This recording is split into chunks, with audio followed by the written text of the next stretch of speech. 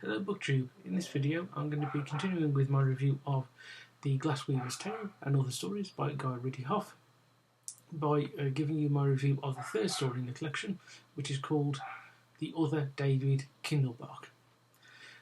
The story involves a man called David Kindlebach who wakes up in a hospital room and he is told by his doctors and his wife that he has been in a coma for some time after a bad accident, but fortunately the medical staff have been able to save him and he's now on the road to recovery. And the rest of the story follows David as he returns home and starts recovering both physically and mentally. However, he has difficulty remembering his past. He feels that the doctors are keeping important information secret from him, and he also feels a certain distance from his wife and his children and those around him, and this sort of preys on his mind and causes him to become distant from them and them to become distant from him. And at the same time he's constantly wondering and searching what's being kept from him by the doctors.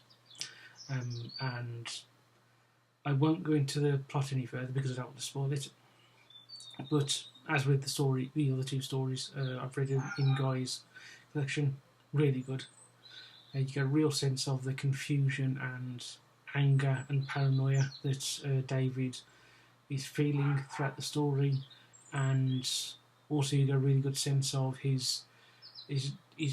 distance between him and his family members, particularly his wife and his two children, but also his want to get to know them and his sort of sense of guilt towards them. And also the reason why things have been kept from him. When you learn about it, it really lands well.